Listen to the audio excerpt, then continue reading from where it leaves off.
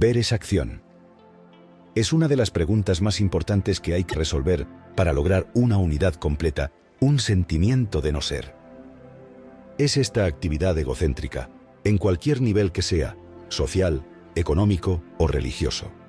Esta actividad egocéntrica es el factor de división, el yo y el no yo, nosotros y ellos. ¿Y es posible alguna vez ir más allá de esta actividad egocéntrica? Si todo es posible, entonces uno tiene una gran cantidad de energía, la desperdicia, ve que no es posible y simplemente se deja llevar como la mayoría de nosotros, yendo de una trampa a otra. ¿Cómo es posible esto? ¿Cómo reconoce el ser humano lo que es?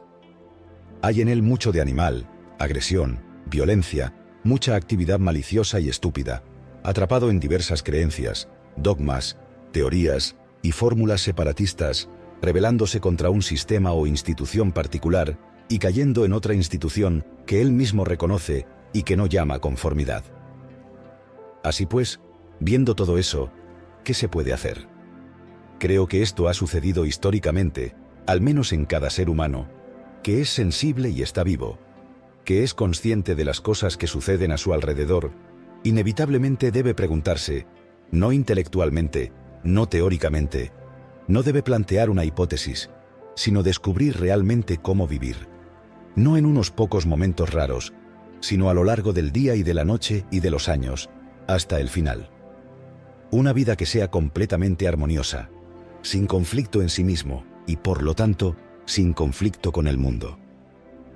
Y este conflicto, como se observa, surge de esta preocupación egocéntrica que da una importancia tremenda a sus apetitos, ya sean sexuales, económicos o lo que sea. Esto ha sucedido al menos con todas las personas sensibles y conscientes y serias. Siempre ha existido la cuestión de cómo ir más allá de su propio yo mezquino y de pacotilla, aunque lo llame Dios, alma, Atman y, ya sabe, todas las demás palabras que uno inventa, palabras que suenan agradables para encubrir una corrupción. ¿Cómo podemos ir más allá de eso? Y, como no somos capaces, hemos inventado un agente externo, que es el cambio del medio ambiente. El medio ambiente, la estructura social, la economía, los negocios y el hombre también cambiarán inevitablemente. Eso ha demostrado ser completamente erróneo, falso y falso. ¿El comunista insiste en esa teoría? Y los religiosos han dicho, cree, acepta, ponte en manos de algo que está fuera de ti. Y eso también ha perdido su fuerza, su vitalidad, porque no es real. Es mera invención intelectual, una estructura verbal que no tiene profundidad alguna. Y luego uno ha tratado de identificarse con una nación, con un grupo más grande. Y eso también ha traído guerras terribles, miseria y confusión, generando siempre división. Ahora bien, viendo todo esto, ¿qué se puede hacer? ¿Escaparse a algún monasterio, salir corriendo y aprender meditación zen, o aceptar alguna teoría filosófica y comprometerse con ella, o meditar como medio de escape y autohipnosis? Así pues, cuando uno ve todo esto realmente, no verbalmente ni intelectualmente, y ve que todo eso no conduce a ninguna parte, no se descarta invariablemente todo eso, se niega por completo y totalmente todo eso, todas las diversas formas de autoidentificación con algo más grande, esperando que el entorno moldee al hombre, las leyes, la tiranía, y viendo también el absurdo, la falsedad, la superficialidad de la creencia, noble o innoble. ¿Acaso uno realmente deja de lado todo eso? ¿O seguimos jugando con todo eso? Si es que lo hemos hecho. Y eso es una tarea bastante difícil, porque eso implica una mente que es completamente capaz de mirar las cosas como son, sin ninguna distorsión, sin ninguna interpretación, según el gusto o disgusto de uno, viendo las cosas realmente como son, tanto externa como internamente. Entonces, ¿qué ocurre con la cualidad de la mente, siendo la mente no solo el organismo nervioso, sino también el cerebro entero, con todos sus recuerdos, experiencias, conocimientos basados en la seguridad? Porque el cerebro solo puede funcionar de manera eficiente, sana, sensata y completamente segura. No ver todo esto y actuar. No ver y actuar son lo mismo. No la división entre ver y actuar. Es decir, cuando uno ve algo muy peligroso, amenazante, hay una acción inmediata. De la misma manera, si uno ve todo esto que el hombre ha inventado, que los seres humanos han construido como medio de escape de las propias torturas y agonías, de la soledad, de las desesperanzas, cuando uno ve el peligro de todo, que hay una acción inmediata, al fin y al cabo, eso es inteligencia. La inteligencia es ver el peligro y actuar. Por lo tanto, no hay división entre ver y actuar. Observar lo que realmente está sucediendo, tanto externa como internamente. Y la percepción misma de eso es acción. Y cuando uno no actúa, entonces comienza la locura. Entonces se produce el desequilibrio. Entonces decimos, no puedo hacer eso. Es muy difícil. ¿Qué debo hacer? Espero que nos estemos comunicando. Es decir, no solo verbalmente, sino viendo las cosas tal como son. Después de todo, el sentido de este tipo de reunión no es simplemente pasar una mañana soleada en un asiento incómodo dentro de una tienda de campaña, sino más bien escuchar, para descubrir qué es verdad. No según el orador, o según nuestros gustos o disgustos particulares, o nuestra idiosincrasia, sino conversando juntos, descubriendo por nosotros mismos qué es verdad, lo que significa prestar verdadera atención. Uno no puede entender nada si no presta atención, a menos que escuches completamente. Oír es una cosa y escuchar es otra. Si simplemente escuchas muchas palabras y discutes sobre ellas, y discutes sobre gustos y disgustos intelectuales, entonces tiene muy poco significado. En cambio, si escuchas con el corazón y la mente, escuchas para descubrirlo, porque estamos involucrados en algo muy serio, no es un entretenimiento. Y como seres humanos atrapados en toda esta confusión, miseria y las cosas atroces que están sucediendo en el mundo de las que somos responsables como seres humanos, tenemos que actuar. Tenemos que hacer algo. No en Jordania, sino cuando estamos como estamos. Por eso hay que entender realmente qué es la acción. Como hemos dicho, cuando hay una división, la inacción como idea, y luego la acción, el concepto, y luego la acción sigue la fórmula. Y más tarde, la acción en esa división, tiene que haber conflicto. No sé si lo ves. Primero tenemos una idea, ¿no? De lo que debemos hacer, de lo que debemos pensar. Un concepto. Y ese concepto surge a través de nuestro condicionamiento. Y entonces hay concepto, fórmula e idea. Y después, la acción. Y por eso siempre hay conflicto donde hay división. No sé si lo veis todo junto. Y este conflicto entre la idea y la acción es el factor más confuso de la vida. ¿Es posible añadir? Por favor, escuchen esto. ¿Es posible actuar sin idea? Primero la idea y después la acción. ¿Es posible actuar sin que se produzca la ideación, que es ver y actuar juntos, lo que hacemos cuando hay un gran peligro o una crisis, y hay una acción instantánea?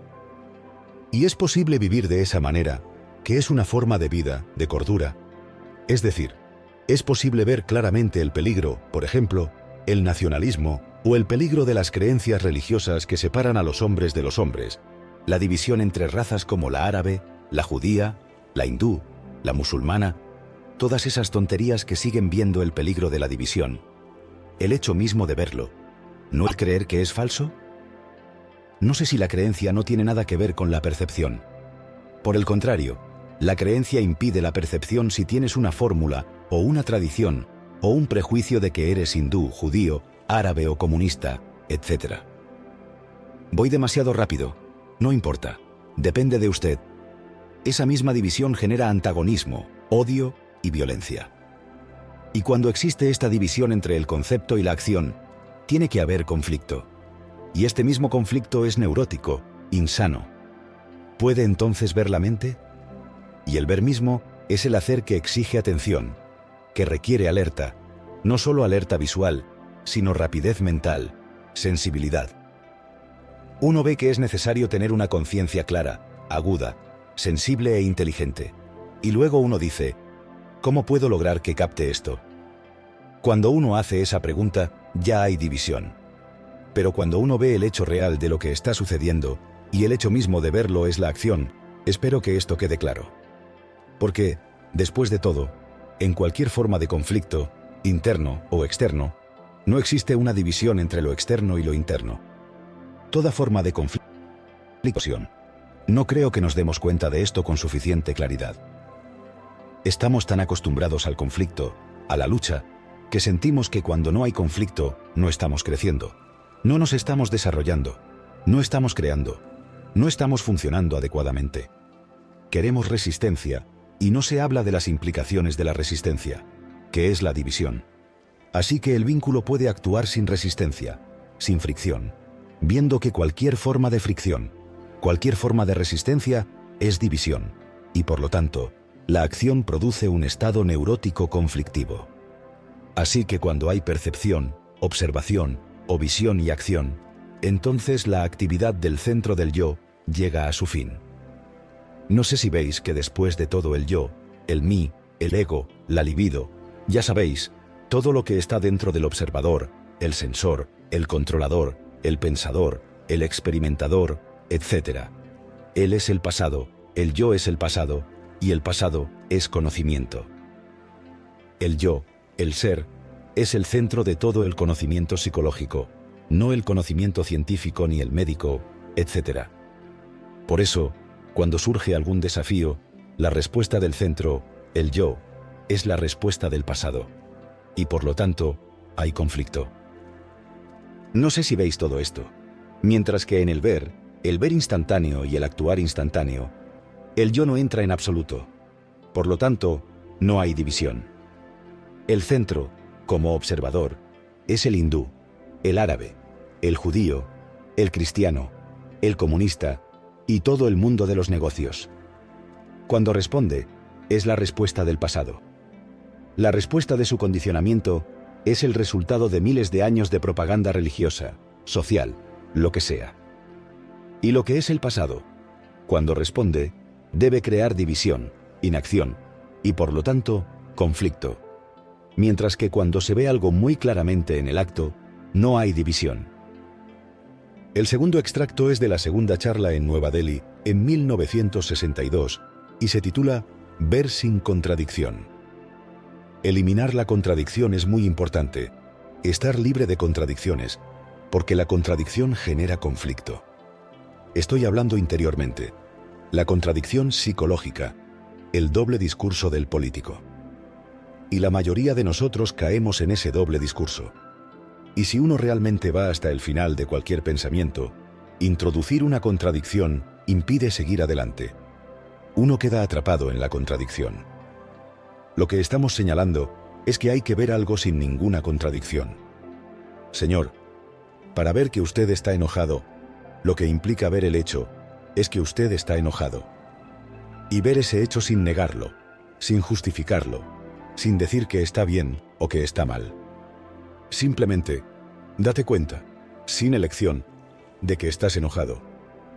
Y ese mismo hecho de que estás enojado provocará una acción que no es contradictoria. Entonces, no finges ni te convences, ni te disciplinas para no estar enojado, porque en ese mismo acto de ver no hay contradicción. Y es muy importante comprender este hecho de ver, porque sobre ese punto voy a hablar todo el tiempo, porque ese es el único factor liberador. El acto de ver, el acto de escuchar. Entonces, no tienes que hacer nada, pero para ver tan completamente debes estar atento. Y la atención niega la contradicción. No puedes prestar atención si estás condenando. No puedes prestar toda tu atención. Si no estás tratando de sentir celos, solo cuando eres completamente consciente de que estás celoso o envidioso por completo, ese hecho genera su propia energía y necesitas una energía tremenda para tener esa atención. Y el acto de ver es atención. No estoy hablando de algo, de una desgracia, de buscar algo, de un proceso especial, de una nueva forma de pensar y de todas esas absurdeces. Estamos pasando de un hecho a otro. Y el acto de ver sin condenar, juzgar, evaluar, sin la palabra que es pensar en mirar, observar cada movimiento, cada sentimiento. Lo veréis si prestáis atención a todo lo que veis y sentís. y si prestáis toda vuestra atención al problema de la autoridad, entonces descubriréis que de ello surge una mente nueva, una mente fresca. Esa mente fresca no la crea el pensamiento, la educación moderna, ir al templo, leer el Bhagavad Gita, el Corán o la Biblia. Eternamente, esa mente surge únicamente a través de la visión. Y para ver, debes cuestionar desesperadamente. Y el acto mismo de ver es muy destructivo, porque destruye la sociedad en la que te has criado. Ya no te preocupa la reforma de esa sociedad. No puedes reformar la sociedad, porque la sociedad es el resultado del pasado. Y si la reformas, sigues estando en el pasado. Pero un hombre que ha roto por completo con el pasado, y es posible que, estando solo, pueda influir en la sociedad, eso es irrelevante. Por lo tanto, lo importante y esencial es ver. Ver que es necesaria una nueva mente. Y no se puede crear una nueva mente mediante los trucos de la mente, que es el pensamiento. La nueva mente solo puede surgir cuando se cuestiona la sociedad en la que hemos crecido. Y no se puede cuestionar si se tiene un motivo. Y así. Así que ver la autoridad, ver la obediencia, libera la mente de la obediencia. Porque después de todo, lo que impide ver es tu condenación, tu justificación, que es el pasado. Así que cuando miras, cuando ves, cuando escuchas sin condenar, estás libre del pasado. Puedes mirar. Y para mirar, necesitas tener atención. La atención es la concentración, la esencia de la energía. Y esa energía solo surge cuando estás constantemente mirando, observando, viendo, cuestionando. Así que, a partir de esta extraordinaria capacidad de escuchar y ver, la mente ha perdido su anclaje, su conexión con el pasado. La mente tiene su ancla en el pasado. La mente es el pasado. Pero cuando la mente presta atención completa a ver, ha desmantelado el pasado. Y solo una mente fresca, joven e inocente, puede ir más allá de las limitaciones que la mente se ha impuesto a sí misma. Solo entonces es posible descubrir por uno mismo, como individuo que ya no forma parte de la sociedad, si existe lo inmensurable o si no lo existe. El último extracto de este episodio es de la segunda charla de Krishnamurti en Sun en 1961 y se titula Visión Total. Es importante ver la totalidad del orden, la cosa en su totalidad, no solo tomar pequeñas partes de lo que te conviene o no te conviene, la totalidad de algo, ver algo en su totalidad, como ves el árbol en su totalidad. Y es muy difícil ver algo en su totalidad. Ahora, si me lo permiten, me gustaría hablar de eso con ustedes esta mañana. ¿Qué es ver algo en su totalidad? Hemos hablado un poco sobre el orden, la autoridad, la conformidad. Si uno puede ver la totalidad de eso, no parcialmente, entonces verá que el cerebro, que la mente, está libre de esta demanda de orden y por lo tanto, libre de seguir. Ya sea que siga al líder nacional, al héroe, ya sabe, a las leyendas y todo eso, Tommy, Rod, o que siga a su maestro particular, gurú, y a su santo, y todo lo demás. Ahora bien, ¿qué es ver totalmente? En primer lugar, ¿qué es ver? Es ver meramente la palabra. Por favor, sigue este pequeño fragmento con atención, si no te importa, si no estás demasiado cansado, si no hace demasiado calor, por favor, sigue este pequeño fragmento. Si me permites preguntarte atentamente, ¿qué es ver? Cuando dices que veo, ¿qué quieres decir? No, por favor, respóndeme, simplemente acompáñame. No es que me estés siguiendo, porque yo no soy tu autoridad y tú no eres mi seguidor. Gracias a Dios no tengo ninguno, pero estamos investigando juntos esta cuestión de fe, porque es muy importante, como tú mismo descubrirás. Cuando dices veo, ¿entiendes la palabra ver? ¿O realmente ves? Cuando dices veo ese árbol, esa flor, ¿entiendes realmente? ¿O simplemente estás satisfecho con la palabra veo? Piensa en ello. Hemos tenido varias reuniones, así que lo haremos con calma. Y cuando realmente no estás atrapado por las palabras, en realidad ves el árbol, ves. O dices, oh, eso es un roble, eso es un pino, eso es este olmo, esto y aquello, y lo pasas de largo, lo cual nuevamente indica que la palabra te impide ver el árbol y, por lo tanto, no estás libre del mundo, por lo tanto, no estás viendo. ¿Me he expresado con claridad? Bien, porque por favor, lo que estoy diciendo va a ser un poco más difícil ahora, así que vayamos despacio. Así que solo puedes ver cuando la palabra no es importante, cuando la palabra ha sido dejada de lado, el símbolo, el término, el nombre, y entonces puedes mirar. Cuando el nombre no es importante en absoluto, y el recuerdo conectado con el nombre, sigues toda la reminiscencia, el recuerdo asociado con una palabra, entonces puedes mirar, y es algo muy arduo de hacer, mirar. No me miras. Tienes ciertas ideas sobre mí. Tengo cierta reputación. Soy esto, soy esto. Eso es lo que te impide ver. Si puedes despojar a la mente de toda esa basura, entonces podrás ver que ver es algo completamente diferente de ver a través de las palabras. Ahora bien, puedes mirar a tus dioses, a tus placeres favoritos, a tus miedos, ambiciones, suerte y tus sentimientos de nobleza, de espiritualidad y todo eso. ¿Puedes mirar despojado de la palabra? Y eso requiere. Es muy arduo y muy pocos están dispuestos a mirar. Y ese ver es total porque ya no está asociado con la palabra y el recuerdo de esa palabra y los sentimientos que esa palabra evoca. Así que ver algo totalmente implica que no hay división, que no hay reacción a lo que se está viendo, meramente ver. Y que ver lo que se ve, no cuáles son tus opiniones, tus reacciones acerca de lo que se ve, sino este ver, el hecho mismo que provoca una serie de acciones que están disociadas de la palabra, del recuerdo y de las ideas. No se trata de una proeza intelectual, aunque la descripción de la misma pueda parecer intelectual, verbal o mental, pero la experiencia real de la misma no es intelectual. Y ser intelectual es, de todos modos, estúpido, como tampoco lo es ser emocional. De modo que ver algo en su totalidad, ver el miedo en su totalidad, libera la mente del miedo. Ahora bien, no vemos nada en su totalidad porque siempre miramos las cosas a través del cerebro, lo cual no significa que no debamos utilizar el cerebro. Al contrario, debemos utilizarlo al máximo de su capacidad. Pero la función del cerebro es descomponer las cosas. Ha sido educado para observar, para aprender, en parte, no totalmente, a pensar. Porque pensar es la función del cerebro.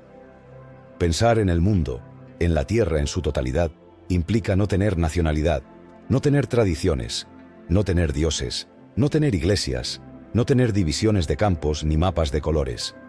No ver a los seres humanos como europeos, americanos, rusos, chinos o indios, sino como seres humanos. Y el cerebro se niega a ver la totalidad, la tierra en su totalidad y al hombre que la habita, porque el cerebro está condicionado por la educación, por la tradición, por siglos de propaganda. Y así, el cerebro, con todos sus hábitos mecánicos, sus instintos animales, su impulso a permanecer a salvo, en seguridad, nunca puede ver nada en su totalidad. Y sin embargo, es el cerebro el que nos domina. Es el cerebro el que está funcionando todo el tiempo. Por favor, no os apresuréis a decir que debe haber un espíritu con el que hay que ponerse en contacto y todas esas tonterías. Voy paso a paso. Seguidlo. Si quieres seguirlo, lo seguirás. Si no, está bien. De modo que el cerebro está condicionado por el hábito, por la propaganda, que es influencia, por la educación y por todas las influencias cotidianas, por todas las nimiedades de la vida, por el parloteo eterno del cerebro. Y con ese cerebro miramos, por favor, sigan esto. No estoy diciendo nada anormal, algo extraordinariamente oriental. No lo estoy diciendo. Así que ese cerebro mira el árbol, escucha lo que se dice, lee un poema, mira un cuadro, escucha un concierto, siempre parcial, siempre en términos de me gusta y no me gusta, lo que es rentable, lo que no lo es. Y es función del cerebro reaccionar, de lo contrario te destruirías de la noche a la mañana. Así es el cerebro, con todas sus reacciones, sus recuerdos, sus impulsos, sus compulsiones, tanto conscientes como inconscientes. Es ese cerebro que mira, ve, escucha y siente. Así pues, el cerebro, siendo en sí mismo, parcial en sí mismo, producto del tiempo y del espacio, de toda la educación, de todo lo que he descrito, no puede ver totalmente. No puede ver el árbol por completo. Dice, no me gusta ese árbol, huele demasiado mal. Es esto, es aquello, son una docena de cosas, siempre comparando, siempre juzgando, siempre evaluando. Pero la función del cerebro es evaluar. Pero para ver las cosas en su totalidad, el cerebro debe estar en suspenso, en silencio. Espero que entiendas de qué estoy hablando. Más bien, me estoy explicando claramente. Por lo tanto, la visión total de algo solo puede tener lugar cuando el cerebro es altamente sensible y reconoce sus propias limitaciones, altamente receptivo a la razón, a la duda, al cuestionamiento. Y esas son las limitaciones del razonamiento, el cuestionamiento, la duda, y por lo tanto, no se permite interferir con lo que se está viendo. Entonces verás si el cerebro puede llegar tan lejos. Y hay que hacerlo. Si quieres descubrir algo más que el producto del cerebro, que es esa realidad inmensurable, que es algo que no se puede expresar con palabras. Lo innombrable, lo incognoscible. Si uno realmente quiere descubrirlo, el cerebro debe llegar hasta el límite. Cuestionar, argumentar, discutir, querer averiguar y conocer su propia existencia parcial limitada. Y esa misma experiencia de conocer. La limitación aquieta el cerebro. Entonces hay una visión total. Y cuando uno puede ver la totalidad del orden, no es que uno deba tener desorden y miedo al desorden, sino que es el orden y todo lo demás que tenemos más o menos. No quiero ahondar demasiado en ello, porque por el momento nos interesa la experiencia de ver algo en su totalidad. Entonces verá que de la comprensión total del orden surge un tipo de orden completamente diferente. ¿Debo hacerlo? El orden correcto solo puede llegar cuando hay destrucción. Destrucción de la mente que exige el orden de un cerebro que dice que debo tener todo en orden para estar seguro. Cuando el cerebro ha destrozado sus propias creaciones, su propio suelo, en el que cría todo tipo de fantasías, ilusiones, deseos, anhelos, entonces, de esa destrucción, surge un orden,